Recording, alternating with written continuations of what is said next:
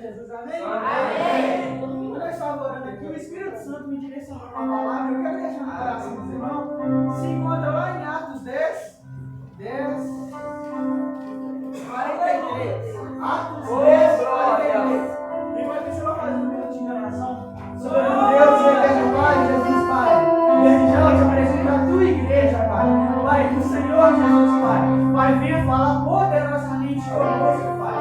Pai, sinta-se à vontade aqui na tua casa, Pai. Porque o Senhor é bem-vindo neste lugar. Nós te convidamos, Pai. Faça presente neste lugar, Pai. Pai, que todos que saíram da sua casa venham receber do Senhor o que eles esperam, Pai. Em nome de Jesus, Pai. Pai, nos ensina a te entregar o nosso melhor adoração, o nosso melhor louvor, Pai. Sinta-se à vontade aqui, Pai. Em nome de Jesus.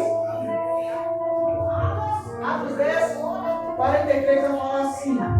Todos os profetas falaram a respeito de Jesus, dizendo que os que crerem nele recebem por meio dele o perdão dos pecados. Só até aqui pode ser, glória a Deus, glória a Deus. Irmão, se você for analisar a Bíblia Sagrada, desde o Velho Testamento, você vai ver que quando alguém queria conversar com Deus, queria levar uma mensagem até Deus, ele chegava até os sacerdotes e falava tudo para os sacerdotes. E levava, cada um levava conforme a condição que tinha. Um levava um carneiro, outro levava uma pomba. Isso variava da condição que a pessoa tinha. E o que eu acho interessante é que quando a pessoa ia até lá o sacerdote sacrificava aquele animal e aí a pessoa falava o que o sacerdote tinha que falar para Deus.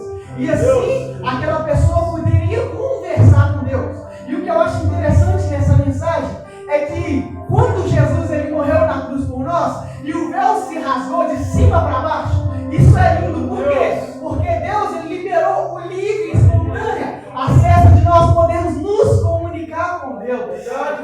Antigamente nós éramos restritos, ninguém podia conversar com Deus, só na época era só o sumo sacerdote que poderia chegar até Deus. Mas aqui, Jesus na sua graça e misericórdia tão grande, ele morre na cruz por nós e nos dá o direito de conversar com Deus. E o que eu acho mais interessante é que muitas das vezes nós deixamos esse direito de lado.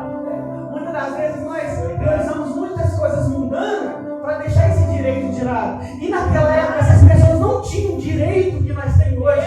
Olha, muitas das vezes nós desvalorizamos muitas das vezes o sacrifício que Jesus fez por nós na cruz. Isso é muito sério, irmão. Porque se as pessoas antigamente tivessem a oportunidade que nós temos hoje, elas agarrariam muito mais do que nós agarramos. Isso é muito sério. E porque quando eu li essa mensagem, o que me impactou, fala assim, ó, dizendo que os que crerem nele recebem por meio dele o perdão dos pecados. Eu quero pegar uma mensagem bem curtinha, que o pregador esses dias ele pregou, isso me impactou. E quando eu li essa mensagem, na hora me direcionou, eu me direcionei nele. E ele falou assim, irmão, muitas das vezes nós nos preocupamos com pecados grandes, sendo que para Deus, os pecados pequenos são a mesma coisa que os grandes. Às vezes nós damos tanta importância para os pecados grandes que nós nos esquecemos dos pecados menores. E o que eu acho mais interessante nisso, que muitas das vezes quando nós vamos orar, nós sempre pedimos perdão para Deus. Deus nos perdoa por todos os nossos pecados. E esse dia eu conversei com meu tio, ele falou que ele faz uma oração assim. Isso me impactou tanto que eu quero deixar para os irmãos que ele, quando ele começa a orar, pedindo perdão para os pecados, ele fala assim: Jesus, me perdoa por todos os pecados que eu não lembro, me perdoa por todos os pecados grandes e me perdoa por todos os pecados pequenos. Porque, irmão, para Deus não tem diferença de pecadinho para pecadão. Para Deus, a consequência do pecado é diferente. Mas o pecado para Deus não tem diferença. Não tem pecado grande ou do pecado pequeno. Então, irmão, o que eu quero deixar no coração dos irmãos, sabe? É que sempre quando nós iremos pedir perdão a Deus, isso eu acabei aprendendo esses tempos. Que não só os pecados grandes, mas sim os pecados pequenos também. Porque eu vou dar um exemplo aqui, ó. Se uma pessoa mata alguém, a pessoa foi lá e matou alguém e foi presa. A consequência mundana dela vai ser o quê? A pena de morte é 30 a pessoa vai lá e pega as 30 anos de cadeia, vai lá e cumpre tudo. Só que a consequência humana dele foi aquilo. A consequência espiritual daquilo, o diabo, se você for analisar um assassino, você vai ver que aquele pecado que ele cometeu nunca morre ali. Você pode ver que pode passar o tempo que for. Se a pessoa voltar para o mesmo lugar, o diabo ele atenta uma pessoa para levar, opa, aquele ali matou seu irmão, vai lá matar ele. Porque a Bíblia fala, com ferro se fere, com ferro será ferido. Igual para Deus, o pecado dessa pessoa foi o mesmo pecado para quem acabou de xingar. Só que a consequência mundana é diferente.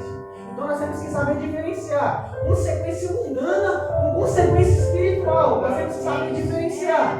Então, irmão, o que eu quero deixar no coração dos irmãos, porque tem muita coisa, é isso que nós vamos lembrar. Sempre dos pecados pequenos, sempre eu coloco na sua oração. A partir de hoje, quando você lembrar, você fala: Jesus, me perdoa também pelos meus pecados grandes, me perdoa pelos meus pecados pequenos, e me perdoa também pelos pecados que eu não lembro, Jesus.